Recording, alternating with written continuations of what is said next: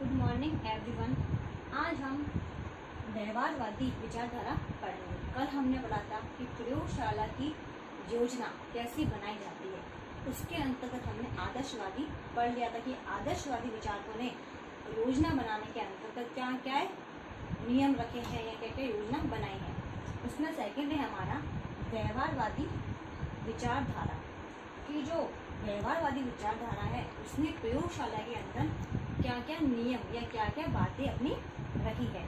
इस विचारधारा के पोषक मानते थे कि अगर दो शिक्षार्थी को बैठाया जाए तो उसमें कम से कम 24 वर्ग फुट की आवश्यकता होती है। ठीक है, और इतनी जगह होनी चाहिए कि जब शिक्षार्थी अध्ययन कार्य कर रहा है तो उसके आगे और पीछे जगह होनी चाहिए जिससे छात्र आसानी से वहाँ पर घूम फिर सके। उसी प्रकार उन्होंने कहा है कि अगर 30 विद्यार्थी के लिए अगर जगह देखी जाए तो क्या हो जाएगा कि 360 वर्ग फुट हो जाएगी। कैसे? जैसे मैंने आपको चित्र द्वारा समझाया है। यहाँ पर क्लास में 15 सीटें हैं। एक सीट पे 2 छात्र बैठता है तो कितनी होगी? 30 जनों की 15 हो गई। तो हम क्या करेंगे कि 15 को इंटू करेंगे 24 से तो आ जाएगा 360 वर्ग फुट की जगह होनी चाहिए 30 शिक्षार्थियों के लिए। अब देखो, जब हमने यहाँ पे ये शिक्षार्थी सीट बनाई है उसके आजू बाजू उसके आसपास कितना गैप है, सबके अंतर्गत आपको गैप नजर आ रहा होगा।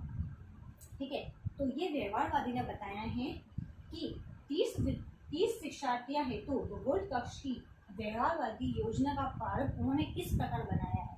इन्होंने ये भी कहा है कि 40 जब छात्र बैठेंगे उसका प्रारूप भी ऐसा ही होना चाहिए और जो अध्यापक है उसकी नियत सीट भी होनी चाहिए। साथ साथ जब अध्यापक अध्ययन का करवाएगा तो उसके साथ में जो उसकी शिक्षण सामग्री है उसको भी रखने की व्यवस्था होनी चाहिए। ये तथ्य व्यवहारवादियों ने अपने चित्र के माध्यम से दिया हुआ है कि जब प्रयोगशाला का निर्माण हम करेंगे तो शिक्षार्थियों को जब हम सीट पर बिठा रहे हैं तो वहाँ पे खुला वातावरण होना चाहिए, यानी काफ़ी जगह बच्चों के आसपास होनी चाहिए जिससे बच्चे कहीं भी निकलकर आसानी से जा सकें। तो ये थी हमारी व्यवहारवादी विचारधारा।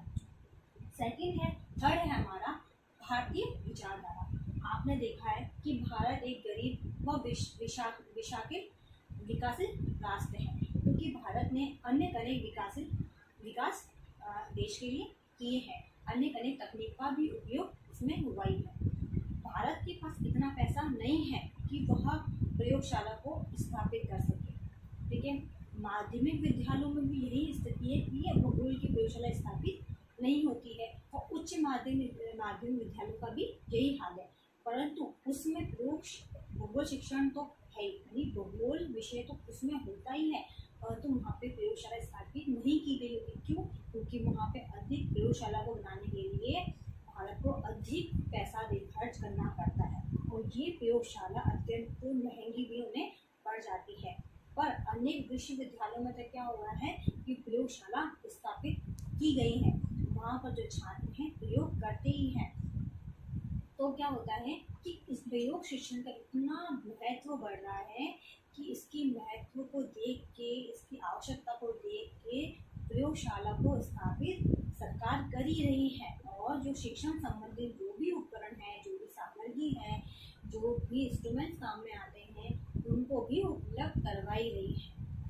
इसी के भारतीय विचारधारा के जो डॉक्टर हरपाल सिंह है उन्होंने अपना यहाँ पर विचार क्या दिया है कि जब हम प्रयोगशाला का निर्माण करते हैं तो छात्र के ना तो आसपास इतनी जगह छोड़नी चाहिए या कक्षा के पीछे छोड़नी चाहिए, तथा वहाँ पे क्या करना चाहिए कि हमें छात्र को इस पंक्ति में बिठाना चाहिए आगे अध्यापकों में कि बीच में उनका थोड़ा रास्ता रहे, यानी वहाँ पे अध्यापक घूम कर सके।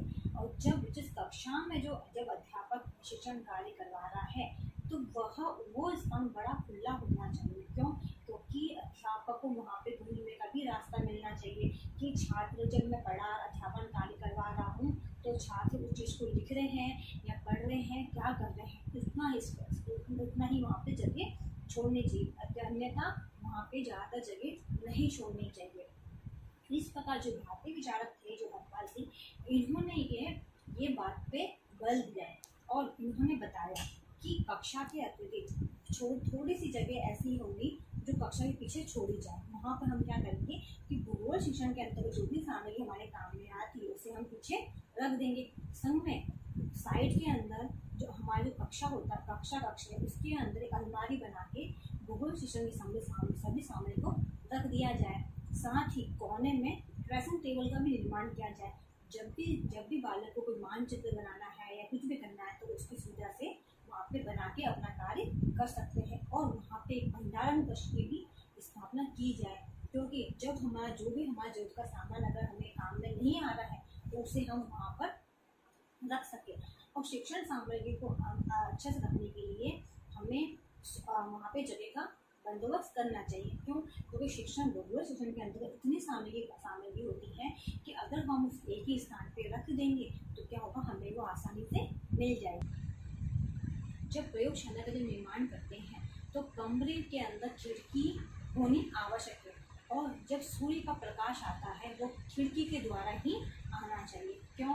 क्योंकि जब हमें कक्षा में अंधेरा करना है तो हम पर्दे लगाकर हम कोई नई तकनीक से उन्हें अध्यापन कार्य करा सके। कभी कभी ऐसा होता है कि कई कमरों में खिड़की नहीं होती है, तो क्या होता है कि वहाँ पे अंधेरा हो जाता है और छात्रों को वहाँ पे दिखता भी कम है, क्योंकि लाइट का भी होना वहाँ पे आवश्यक है, और खिड़की के जब सूर्य किरणें आती है वो भी उजाला करने के लिए आवश्यक होती है। इसलिए जब भी कक्षा का निर्माण किया जाए वहाँ पे अनिवार्य रूप से खिड़की होना आवश्यक है, क्योंकि हम उन्हें कोई भी नई तकनीक के अलावा तकनीक से और कोई भी फिल्म के द्वारा हम उसे अध्यापन कार्य करा सके। जब हमें अंधेरा करना है, जब हम पर्दा लगा के पढ़ा देंगे, और जब हम अंधेरा नहीं करना है तो हम खिड़की को खोल के हम शिक्षण कार्य करवा सकते। इस प्रकार ये हमारी आज पूरी होती है कि भूगोल की प्रयोगशाला की योजना।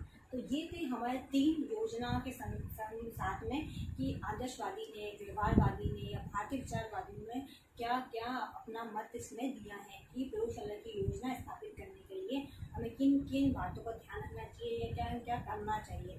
तो सबसे अगर अच्छी बात देखी जाए तो व्यवहारवादी विचारधारा है और जो भारतीय विचारधारा है, इन्होंने लगभग सही बातें कही है। जो आदर्शवादी विचारधारा थी उन्होंने तो सब कल्पना में ही कर दिया था।